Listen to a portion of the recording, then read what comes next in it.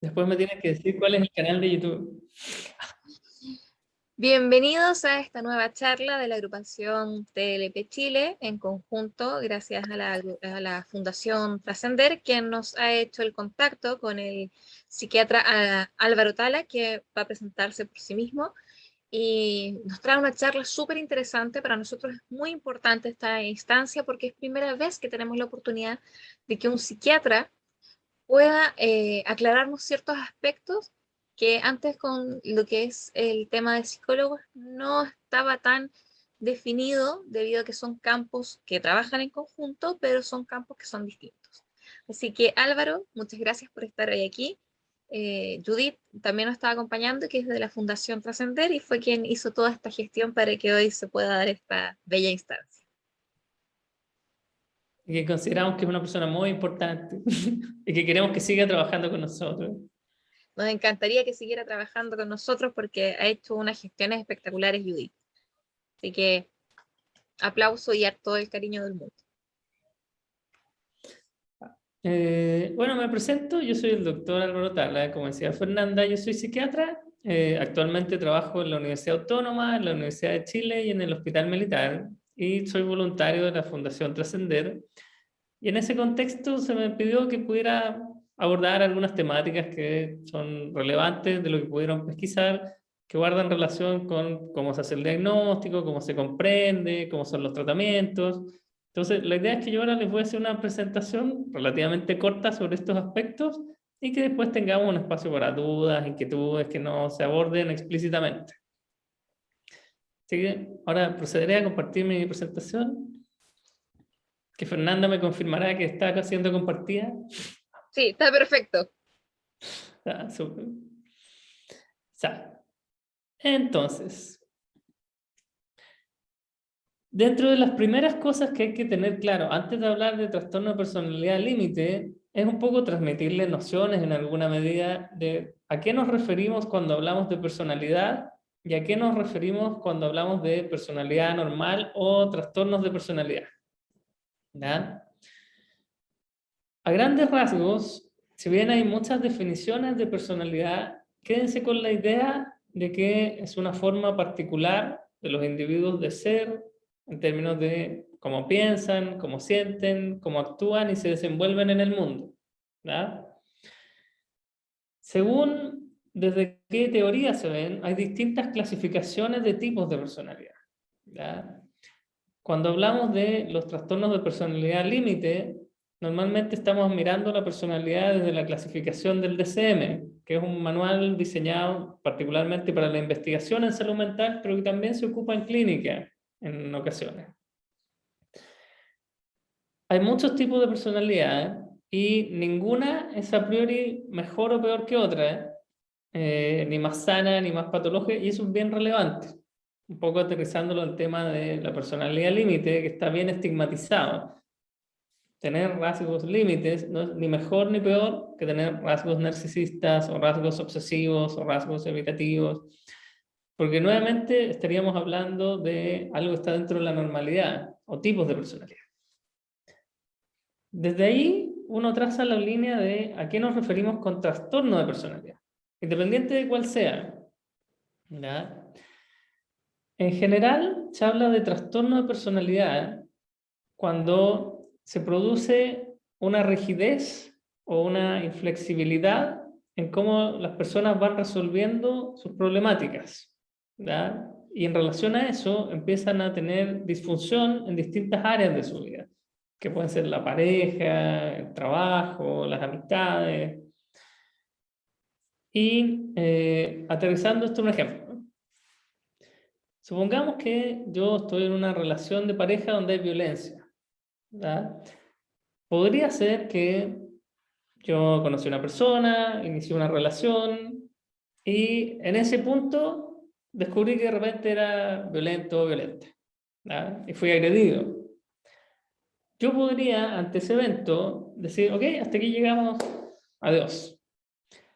Pero por otro lado, yo podría decir, voy a seguir con esta relación, y vuelvo a ser agredido, y sigo con la relación, y paso años en eso, que lo más probable es que sea una relación que me genera sufrimiento. ¿verdad? No una donde me siento pleno y satisfecho, sino que en general donde funciono mal. Pero yo no logro salir de ella, pese a que a lo mejor incluso yo verbalizo que quiero salir de ella. Y eso se va mezclando con, tengo miedo a qué va a pasar si salgo en la relación, a las consecuencias, cómo yo voy a poder sobrevivir sin esta persona. Entonces me quedo como paralizado o rigidizado en cómo yo resuelvo ese problema, ¿verdad?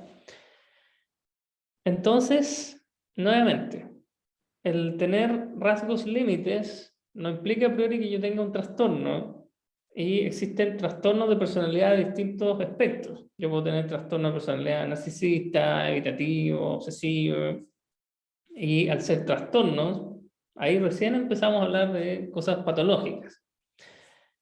Otra cosa que es importante que sepan es que si se fijan en el ejemplo que les di, uno tiene que tener una mirada en el tiempo sobre esto. O sea, no basta con que yo vea un hecho aislado, que uno de los problemas que suele ocurrir con los trastornos límite de personalidad es que tienen un problema puntual, por ejemplo, eso termina en una autoagresión o en un intento suicida, y rápidamente son catalogados de trastorno de personalidad, y no solo como de alguien que tiene rasgos límites y que le ocurre otra cosa.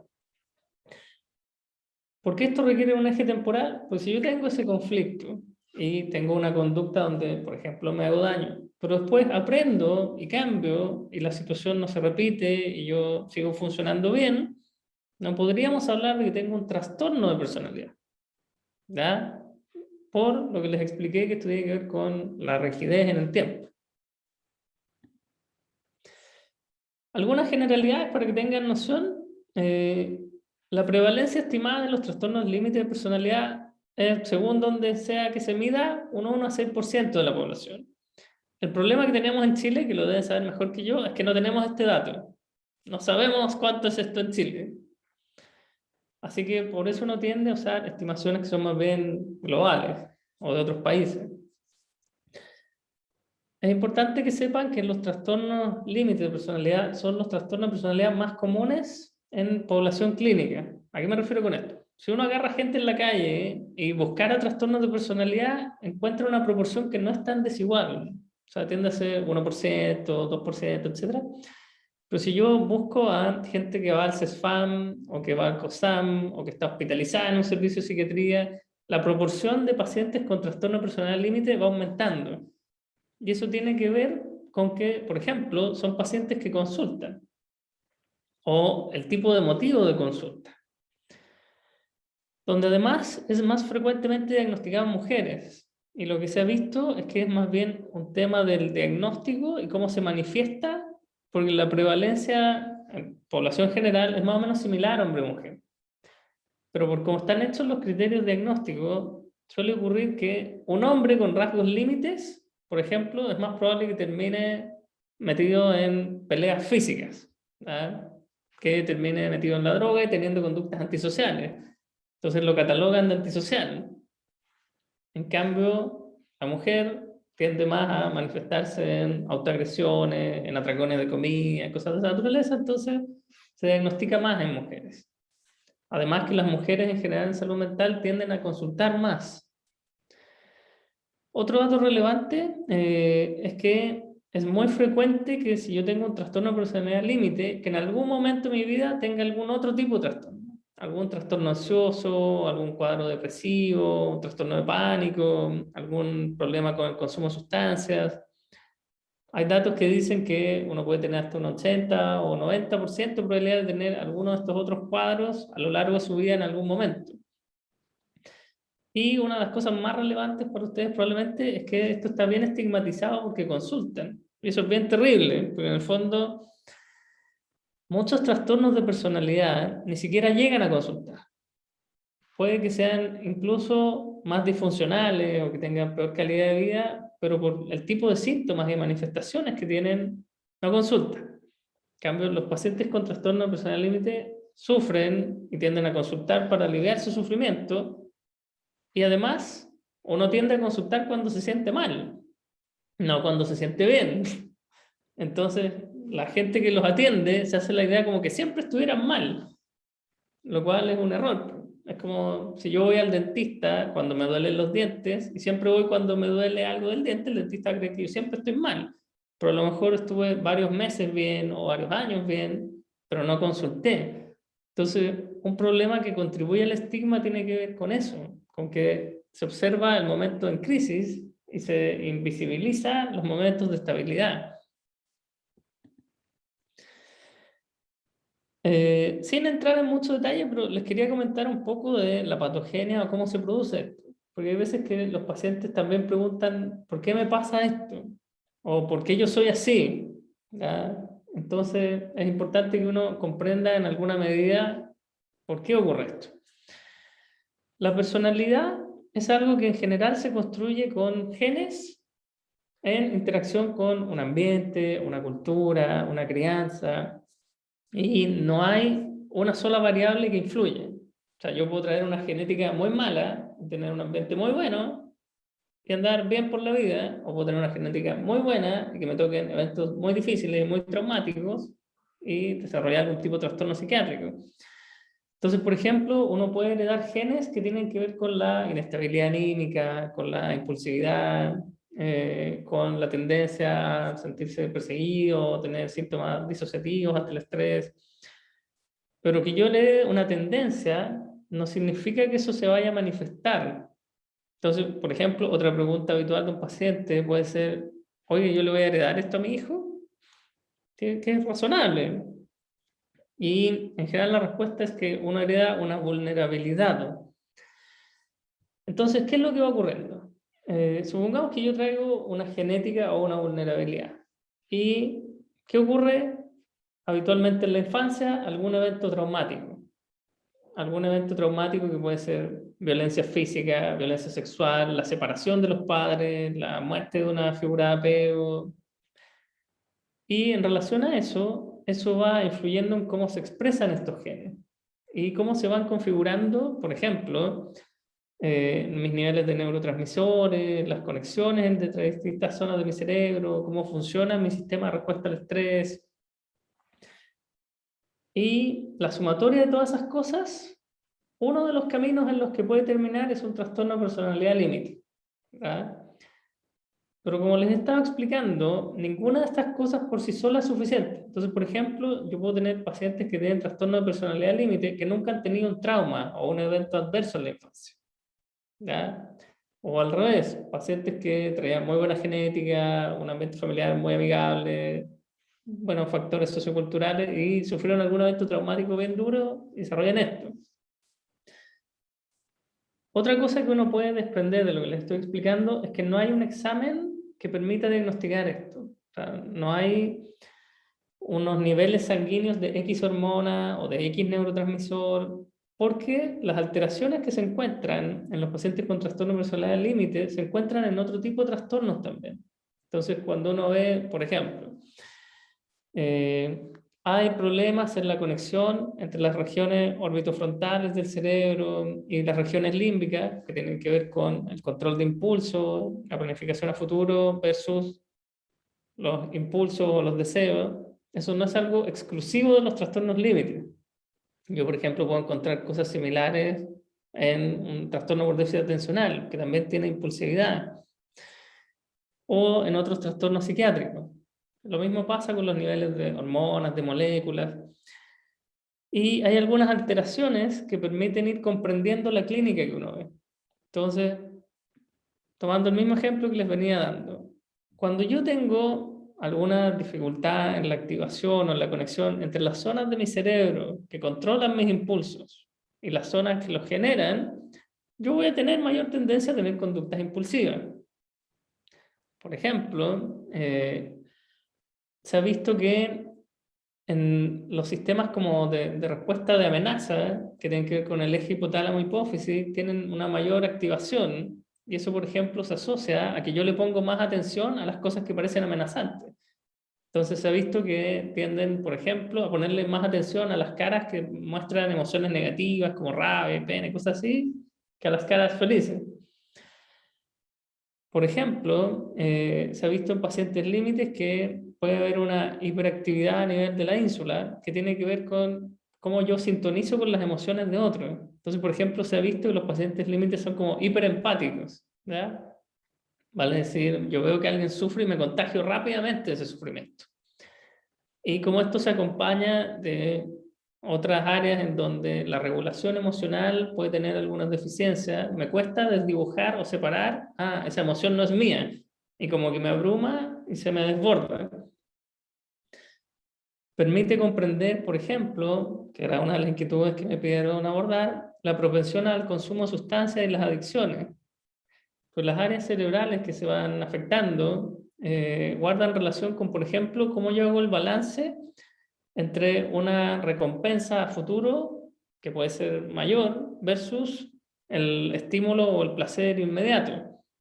Si a eso yo le sumo esta disfunción, el control de los impulsos, lo que va a ocurrir es, me siento mal, ¿cómo me puedo aliviar de ese malestar rápido?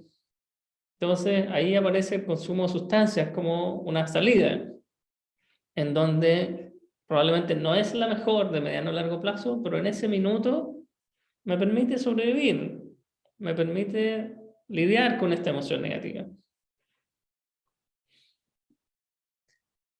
Del tema diagnóstico, lo que les voy a mostrar ahora son los criterios del DSM, un poco resumidos, que en general son los mismos criterios o bastante similares a los que tienden a utilizarse en otros manuales o en otras áreas, como puede ser el CIE-10, que es el que se usa en la salud pública chilena, en donde si tuvieran que escoger una palabra, ahí se las marqué, es la inestabilidad. O sea, lo más característico de los trastornos límites es la inestabilidad en distintas áreas, en lo interpersonal, en la autoimagen, en los afectos. Y es una inestabilidad que paradójicamente es estable. O sea, yo constantemente soy inestable. A diferencia de lo que puede ocurrir, por ejemplo, en una fase maníaca, en una bipolaridad, donde yo a lo mejor soy inestable, pero por un periodo acotado de tiempo. Ahora, nuevamente, ojo que la inestabilidad nuevamente no es mala en sí mismo y no es indicadora de un trastorno en sí mismo. Yo les suelo explicar a mis pacientes que, claro, cuando la pasan mal, la pasan muy mal, pero cuando la pasan bien, la pasan muy bien también. Entonces, para poder hacer un diagnóstico de trastorno de personalidad, además de las cosas que les estoy comentando, tiene que aparecer esto de la disfunción y la rigidez en el tiempo. ¿Ya? No basta la inestabilidad por sí sola. ¿Y esto cómo se va manifestando? Por ejemplo, en todos los esfuerzos que se hacen para evitar ser abandonado, ¿verdad? En cómo las relaciones son inestables en el tiempo. Y esa inestabilidad a veces se manifiesta por múltiples relaciones simultáneas, múltiples relaciones consecutivas o una misma relación, pero que genera sufrimiento, como el ejemplo que les daba de la violencia. O sea, yo puedo estar 20 años en una relación que por fuera se va a ver estable, pero he estado 20 años siendo maltratado. Problemas de identidad que guardan relación con quién soy yo, para dónde voy, de dónde vengo, cómo me construyo. La impulsividad, que no necesariamente son autoagresiones, como tiende a pensar la gente, sino que a veces pueden ser cosas como atracones de comida, compras impulsivas, conductas sexuales de riesgo. Aparecen también las conductas suicidas en todo su espectro de la autoagresión, que puede ser desde me tiro el pelo, me rajuño, me hago unos cortes, hasta intentos suicidas con fármacos, ahorcamiento, armas de fuego. Una inestabilidad afectiva que sobre todo guarda harta relación con lo interpersonal, con las cosas que me dicen, con las cosas que me ocurren. Es menos frecuente que sea como a pito de nada, sino que en general está bien marcado por las cosas externas.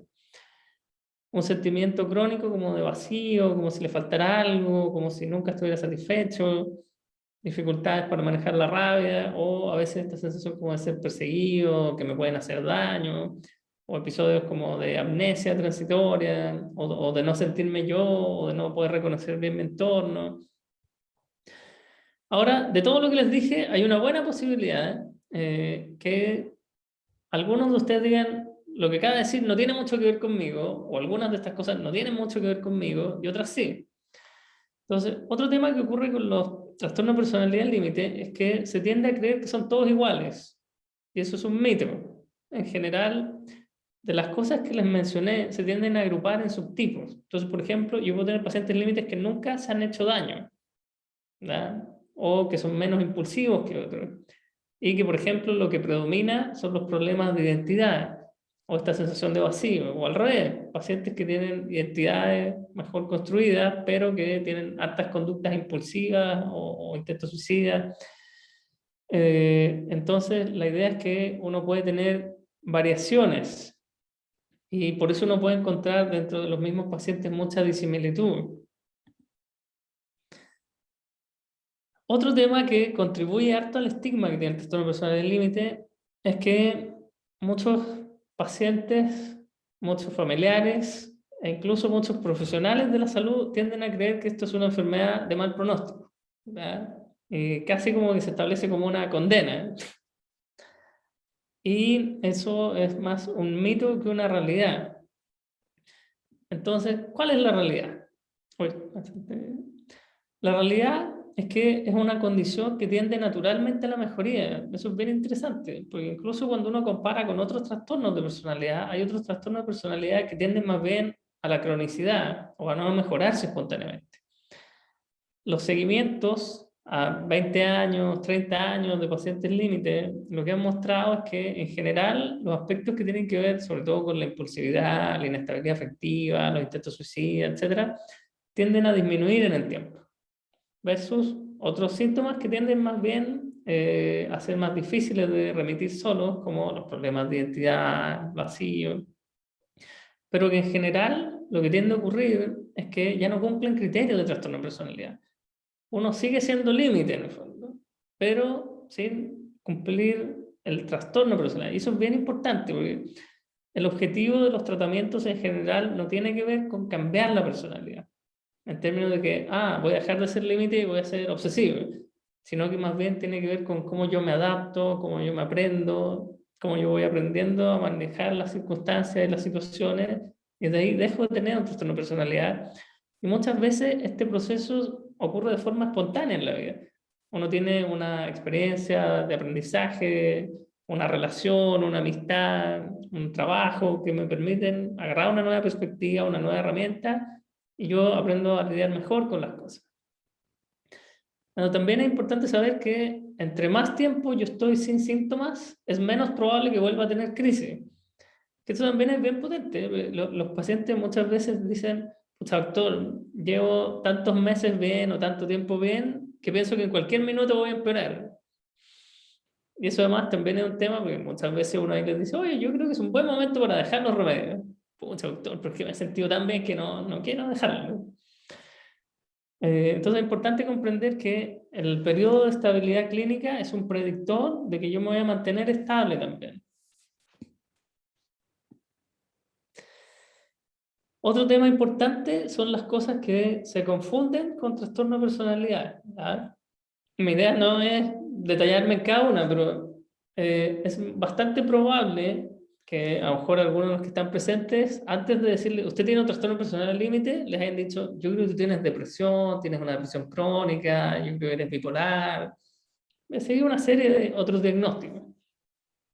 Entonces, por ejemplo, se tiende a confundir con la depresión, se tiende a confundir con el estrés postraumático, con la ansiedad generalizada, con el consumo de sustancias, con los déficits atencionales, o incluso con otros trastornos de personalidad, como podría ser el narcisismo, lo antisocial, lo histriónico, en donde además hay que tener en consideración que yo puedo tener más de un diagnóstico.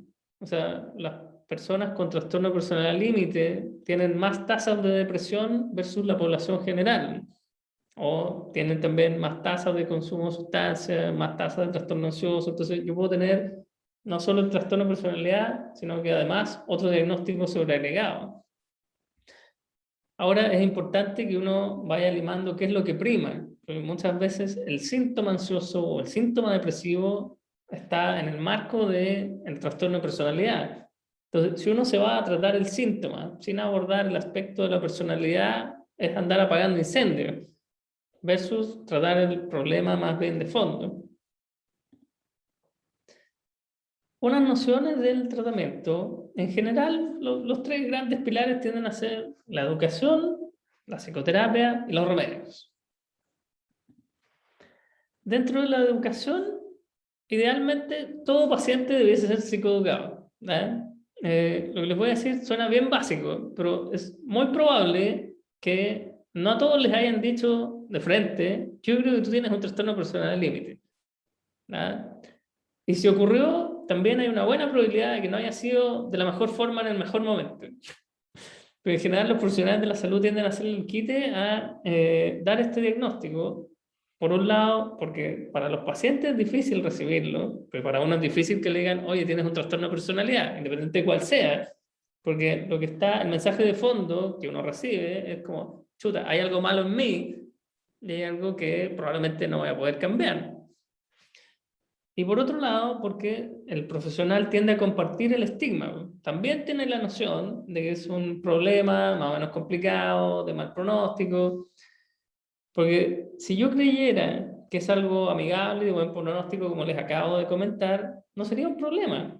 Así como uno va al médico y le dice: no, está resfriado. No es todo un proceso de: mira, sí, yo creo que a lo mejor tienes algo respiratorio. Sino que es algo que suele ocurrir con los diagnósticos que son más sensibles. Pero por el otro lado, si yo no le explico a la gente lo que tiene, incluido su diagnóstico, es mucho menos probable que se puedan informar y hacerse cargo de lo que les pasa. Para los pacientes suele ser muy tranquilizador saber: lo que a mí me pasa tiene un nombre, tiene un curso o un pronóstico que es establecido. Estas variaciones que yo tengo se explican así.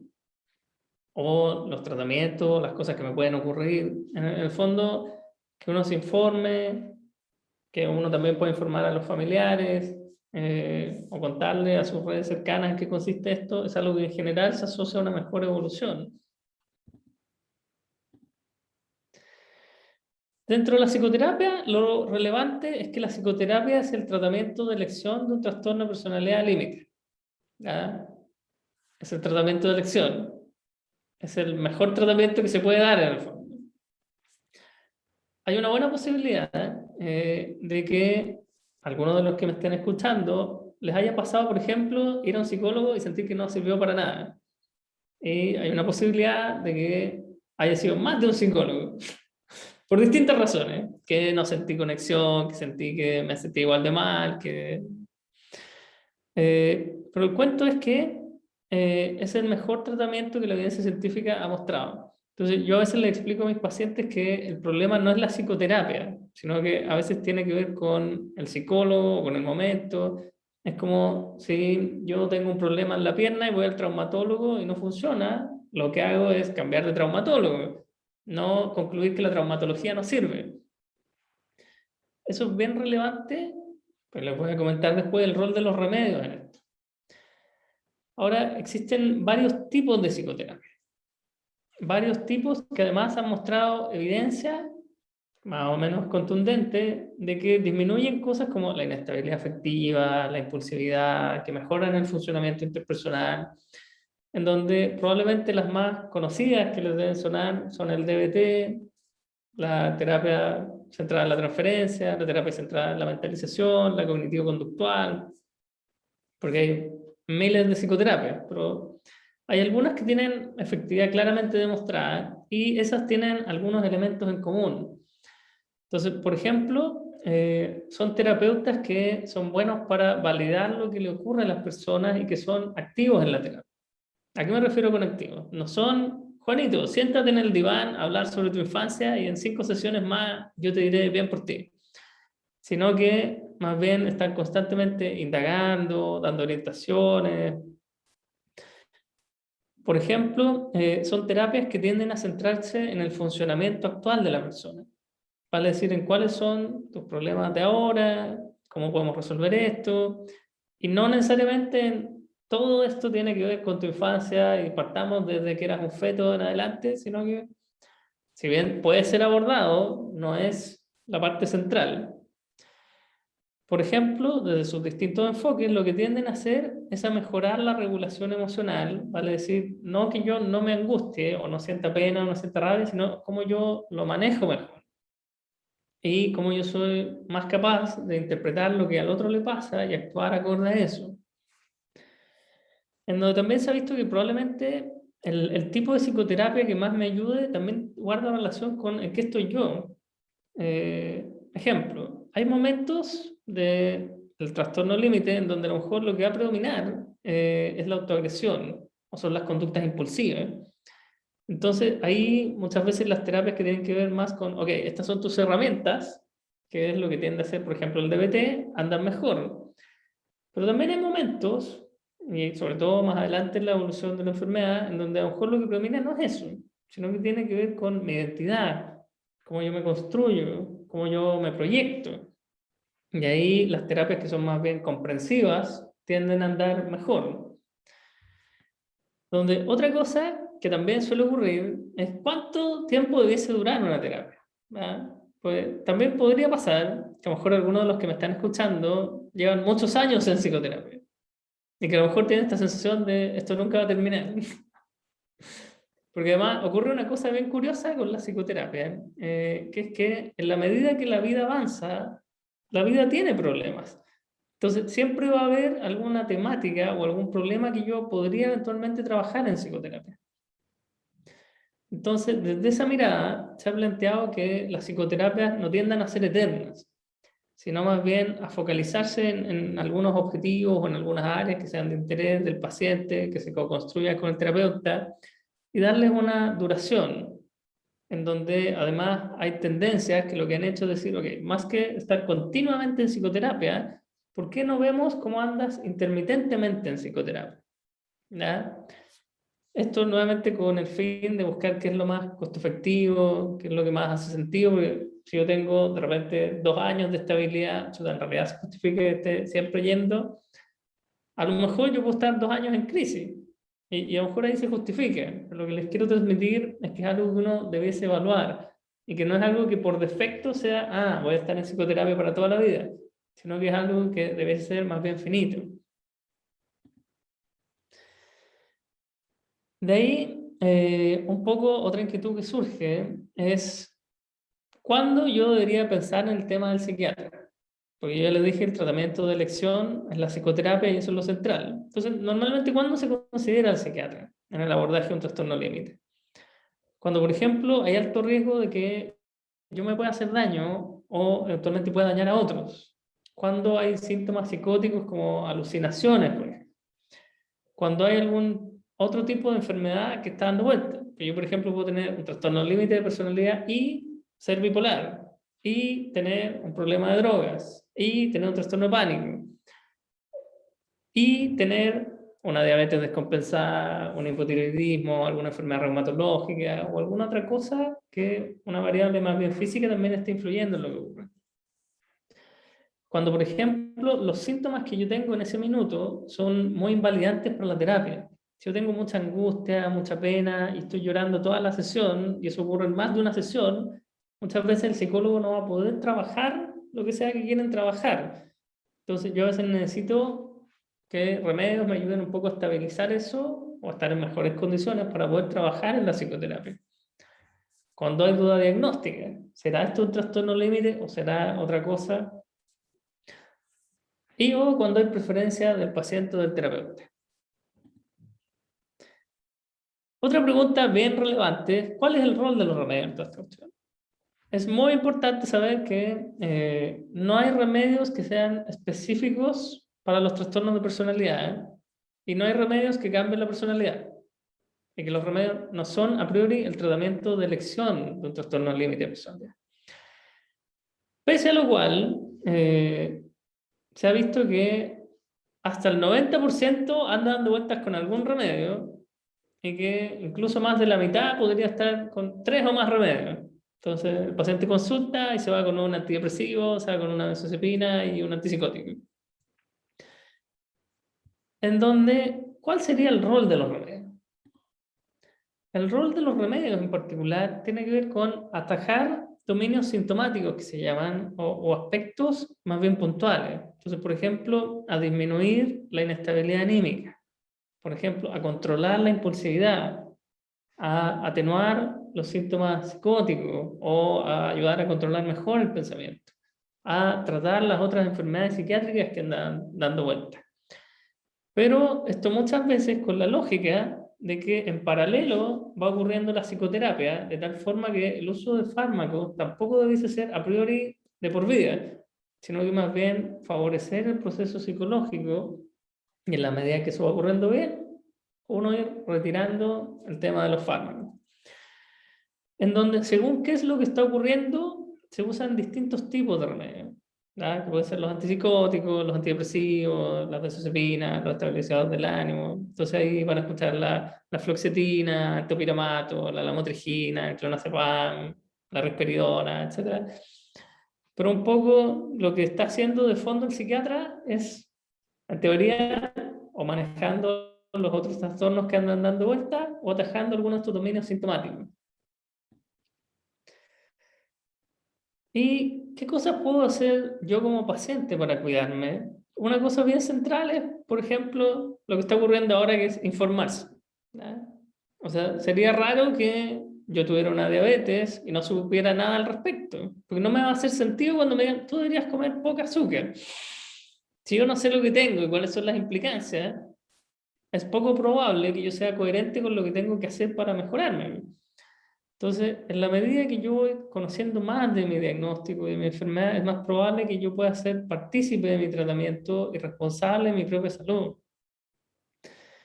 Donde también es bueno que uno pueda aprender a identificar cuáles son los gatillantes. Normalmente es raro que uno tenga la embarrada por todos lados, sino que tienden a haber áreas que son más conflictivas para mí. El trabajo, las relaciones de pareja, las amistades, el cómo yo manejo la soledad. Por ejemplo, incluso dentro de las relaciones con una misma persona, a veces son algunos contenidos específicos o algunas palabras específicas. Entonces, si yo aprendo a reconocer mejor qué cosas desencadenan mis descompensaciones, yo voy a poder generar mejores estrategias para manejar. Los estilos de vida saludables. Por ejemplo, nuevamente el tema de las adicciones.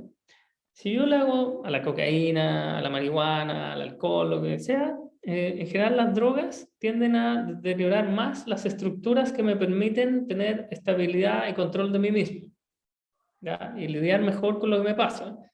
Entonces, si yo ando consumiendo cosas, es más probable que tenga un peor pronóstico. Por ejemplo, el tema del sueño, ¿ya? El insomnio o los problemas de sueño es algo que normalmente hace que la gente ande más irritable, más impulsiva, más ansiosa.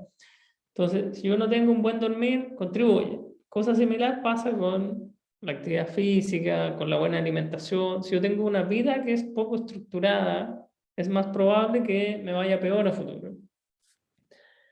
El tratar de desarrollar e involucrar redes de apoyo, entendiendo redes de apoyo, ojalá como personas que cuando yo esté mal me puedan apoyar, me puedan contener, me puedan escuchar, no andarme maltratando, porque a veces yo puedo tener un conocido o una pareja o un familiar que claro, cada vez que recurro a recurro, pero termina insultándome o agrediéndome de alguna forma. Entonces, la idea es que uno vaya o reconstruyendo relaciones para atrás o formando nuevas relaciones, teniendo bien en cuenta, por ejemplo, el cómo yo decido cuáles son mis límites y cómo yo cuido esos límites. Entonces, aquí el tema que siempre reflota es el tema de la violencia. ¿Hasta dónde yo voy a permitir? ¿Hasta cuándo? ¿Qué voy a hacer cuando se transgreda ese límite? El tratar de desarrollar estrategias de regulación emocional que le llamamos nosotros. Entonces ya, dado que la rabia o la pena o la angustia son emociones normales, y lo que digo no es que desaparezcan, sino cómo yo las manejo mejor. Entonces, por ejemplo, si yo me angustio, a lo mejor lo que me hace bien es alguna técnica de respiración. A lo mejor lo que me hace bien es escuchar música, a lo mejor es bailar, a lo mejor es escribir, a lo mejor es darme un baño de agua caliente.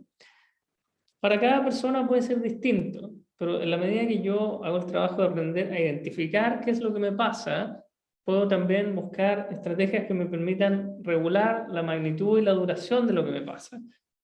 Entonces, eso va a favorecer que yo tenga un mejor funcionamiento en general. Y finalmente, que uno adhiera a sus tratamientos, ¿ya? Porque a veces pasa, por variables que pueden tener que ver con el paciente o no, cosas como, llevo 3 años en psicoterapia y no he logrado nada. A ver, cuénteme un poco de estos 3 años. Y en realidad ha podido ir 5 veces. porque ese día se le atravesó no ir, porque el CESFAM estuvo cerrado 6 meses, entonces no había hora, o nunca agarró hora, entonces un cacho, entonces no fui. De repente puede pasar que, no sé, pues llevo 3 años tomando remedios, me cansé de esta cuestión, entonces hasta aquí no voy a tomar ni una cuestión más. La idea es que, si por ejemplo a mí me vienen ganas de dejar mi tratamiento, que uno lo converse, porque a veces puede tener que ver con que yo estoy estable y a lo mejor no lo necesito. Pero ahí uno puede explicarle a los pacientes en qué condiciones se hace, cómo se hace, cuáles son los signos del alarma para retomarlo, volver a consultar. Entonces, muchas veces esto implica a veces adherir a tratamientos que al principio puede que no me hagan sentido. Entonces, yo mejor voy a un psicólogo y como que no hago gacho y no me gustó, y entonces voy y me cambio el tiro. Pero si yo voy 1 o 2 sesiones con cualquier psicólogo, es poco probable que el psicólogo logre algo. Muchas veces hay que dar un tiempo que permita al psicólogo conocerme, yo conocer al psicólogo, e incluso si yo tengo algún tipo de disconfort o malestar con lo que está ocurriendo, poder decirle, oye, mira, si es que yo siento que esto no sirve para nada, ¿cómo cambiamos de objetivo? ¿Cómo cambiamos de técnica? Pero son cosas que se pueden arreglar, y eso tiende a andar mejor versus el abandonar el tratamiento. Bueno, ese es mi mini resumen. Entonces la idea es que ahora abramos el espacio para sus inquietudes, consultas, reflexiones. Gracias, Álvaro. ¿Sabes qué? Me pareció muy informativa. Ojalá, lo digo a modo personal, me hubiesen diagnosticado explicándome, informándome. Todo lo que tú has dicho en esta charla es bastante esperanzadora. No es, como tú dijiste, una condena, que es como, por lo menos en mi caso y a varios casos que he escuchado, se les diagnostica como una condena. Eh, Todas las temáticas abordadas siento que estaban bastante adecuadas para la comprensión del paciente, y quisiera, bueno, agradecer esto, estuvo muy interesante, y dar el espacio a las preguntas. Si alguien tiene alguna pregunta, ahora nos vamos a despedir para cortar la grabación, pero vamos a seguir en la charla para que puedan realizar las preguntas que quieran. Así que muchas gracias, un abrazo de parte de la agrupación TLP Chile, en conjunto con la Fundación Trascender, quien está Judith representando. Judith, ¿quieres decir algo? Agradecerles por el espacio, agradecerle a Álvaro, siempre muy bien ahí en las sesiones, y es un tema fundamental y muy importante hoy en día. Así que espero que a todos le haya servido y sea de utilidad, y puedan compartirlo también. Para nosotros lo más importante es que este conocimiento se vaya transfiriendo y que las personas, no por falta de información, tengan un mal diagnóstico o que les dé el paso también para que puedan ahí buscar otras alternativas, en verdad. Así que eso, démosle espacio para preguntas mejor. Muy bien, muchas gracias Álvaro, muchas gracias Judith.